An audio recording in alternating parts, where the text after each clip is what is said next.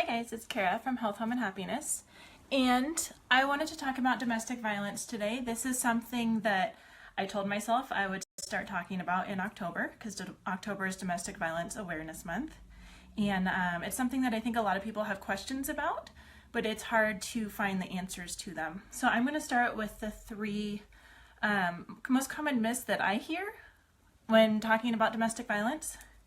And if you guys don't know, which most of you don't because I usually hide it, just on the internet it's kind of taboo to talk about domestic violence or taboo to talk about being divorced, which I am both a domestic violence survivor and I'm divorced.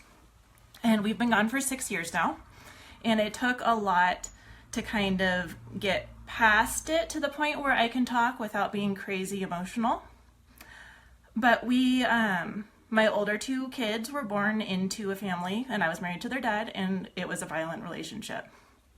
And in coming out of that, I was kind of raised Republican, raised privileged. Actually, that's what brought on this video today, is somebody called me privileged, which is fine. I am, I guess.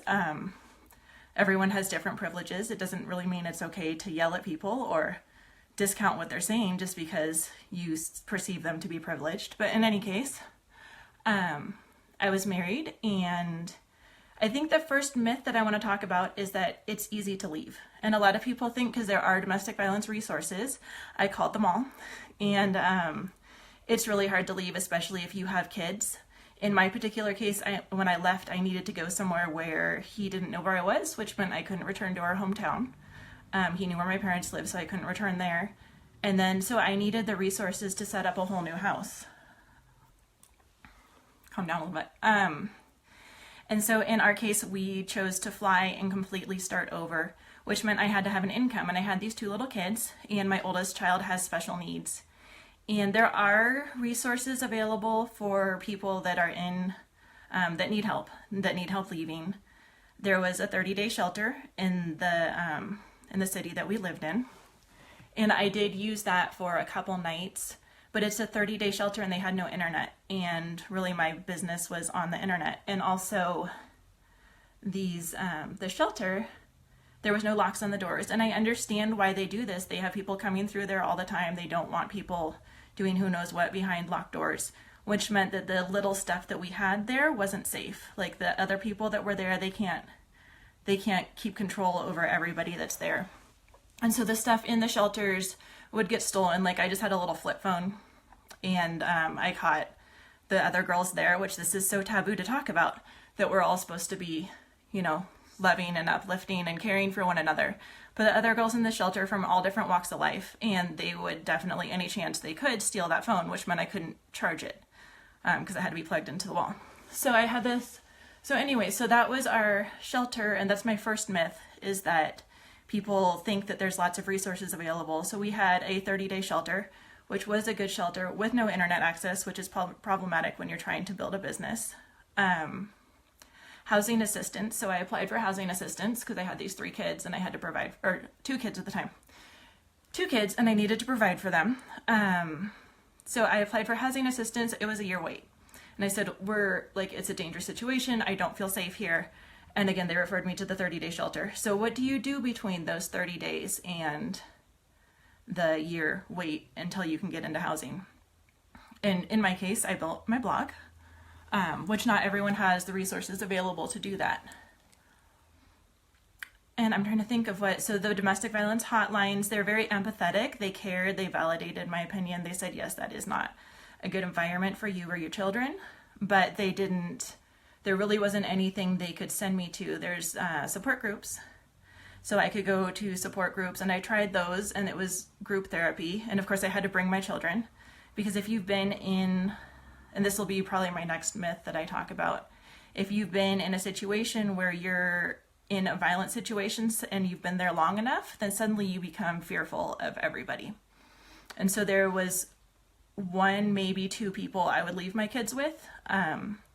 But even when they were with those people, I didn't feel safe. And it's kind of something in your brain, when you've been in an unsafe environment, something in your brain just tells you everything is unsafe. And so I understand it wasn't rational. Even at the time I knew it wasn't rational, but when those alarm bells are going off and you feel like you need to protect your children, that's what you do. So we tried group therapy, that didn't work. I did get a referral to a therapist who I went in there saying, like, I don't know why I need to leave. I know I need to leave. I know this isn't safe. For some reason, everything in my body says I need to stay. And well, it's understandable when you have 2 little kids and you think about trying to provide for them completely, knowing that most people that have been in violent relationships don't get child support. There's not any help going to be coming from the other person. And suddenly you're completely on your own. So I did go to a regular therapist, and he did discount his services for me. So if you ask and you really look like you're trying and you keep asking the right people, but again, the only reason I found this one guy who was really good at what he did, because I've been to probably dozens of other therapists and only 2 out of 12 or maybe 15 have actually been effective. So he was really good at what he did. I just happened to have a friend that was a therapist that could say, this guy in our city is the best for what you need right now, which what I needed right now was the confidence to leave. So that's our first myth, is that there's lots of resources available, and there isn't really, at least not ones that are going to work for every person. So what I would encourage you to do, if you are in a stable environment and you think someone is being abused, or you think that maybe you can help someone, obviously you don't overextend yourself. Just like I'm not taking in a bunch of people into my house, even though I do have a house now, and in theory I could. Don't overextend yourself, but also don't brush it off saying, well, there's help out there. If they wanted help, they would go get it. So our second myth is that once you get out, everything's okay. And it's really not. So we left 6 years ago, and I just now am kind of feeling okay. And that's something that a lot of people you don't expect. You don't expect it to take that long to get over, like just that adrenaline, the not trusting anyone, and then having to do everything on your own is something that it takes a long time to get over, and to learn how to feel your feelings and stop running for them. Because for so long, if you're in a dangerous situation, you have to push aside your feelings, and you can't be giving in and listening kind of to your body and your intuition. You have to just keep going. And a lot of you know, so I started Health, Home, and Happiness, my blog, when I was nursing, like right after my now 8-year-old was born. And I needed something to do. So that's, and it's hard if you're in a violent relationship. A lot of times there's a lot of control going on. So you can't usually work outside the home. You can't do something like sewing or something that they could sabotage. So for me, having the internet was an amazing help, and I was able to put together a website and start getting an income from it. And there's some amazing bloggers that have helped me from the beginning. Learn how to monetize and learn how to make money from my website. So yeah, there's only so much you can do with 2 kids. So my oldest child had special needs. She couldn't have gone to daycare. That's another thing that people, oh, well, you need to put your kids in daycare. You need to go get a job. You need to apply for housing. Well, first of all, we just talked about that. Housing takes, at least in our state, was taking a year to find housing. My child that had special needs, she screamed all the time. She couldn't have gone to daycare. There's no daycare that would have taken her, especially on our Best Beginning Scholarship, is the scholarship for low-income daycare that we have here. It pays $22 a day. There's no daycare provider that I know of that would take a screaming child, and at the time she had full-blown autism. We've done dietary intervention and stuff, and she's a lot better now. But the time she had autism, she was screaming, and she was opening and closing doors, and she was poking at eyes. That was not a child that could go to daycare. So yeah, there was the work piece, and that's something that's really hard. And that's another thing that people like to say. They like to say lots of things. They like to say, well, if you cared, you'd go get a job. You need to put your kids in daycare, go get a job. Well, it's not possible for anyone, or not possible for everyone to do that, to go get a job. And then the third thing that I'd like to talk about is that kind of the dynamics, the family dynamics after you leave your abuser. In Hallmark movies and stuff, you show orphanages and everybody is so happy to be away from the bad people that they're so thankful to do chores and all of that. Well, that's not the case in a lot of families that have been subject to domestic violence. Those kids, it's not like a Hallmark movie. Those kids have been around a mom that's amped up. They've been around chaos. There's just so much adrenaline and chaos and lack of security in their household. Even if it was the abuser only blowing up once every 2 months, it's likely that whoever was there and taking care of the child and wasn't the abuser was so on edge waiting for that next blow up that they weren't able to adequately attend to their children's emotions. And so that's a whole thing that honestly we're still doing. You can look on my blog, and I recently wrote a post about hold on to your kids, attachment theory.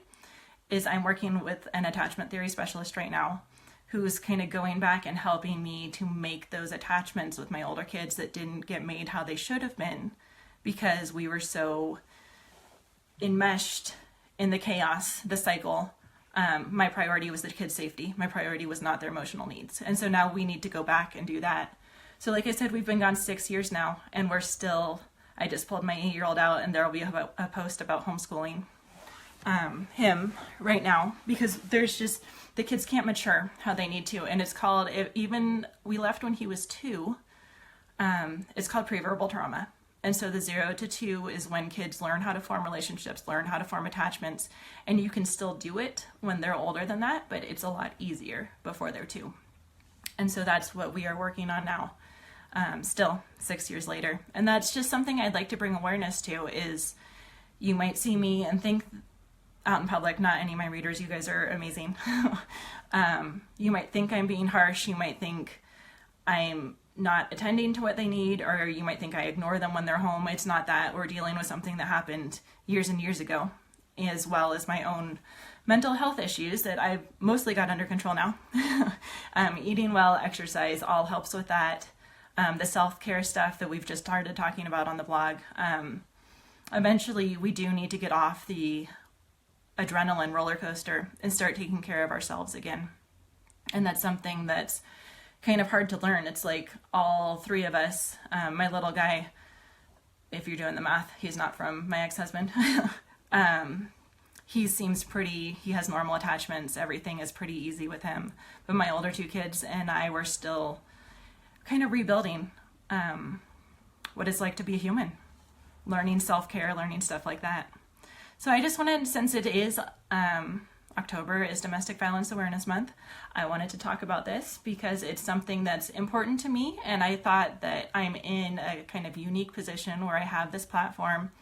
I can talk to a lot of you and then dispel all the myths that I see coming out just in talking to people. Like, most people don't guess that they know I'm divorced in our community, but they don't guess that it still affects us, that 6 years later it's still affecting us. So I would encourage you to kind of start the discussion and dispel the myths and educate yourself a little bit better. And that's really all it is bringing awareness. And I'm really glad I can see a lot of you guys are on right now. Thanks for joining me. And if there's anyone else in that situation, I just really hope that you can get out, reach out to people that can help. There are good people out there. It's just hard to find them, and just have the perseverance you need to get what you and your family need.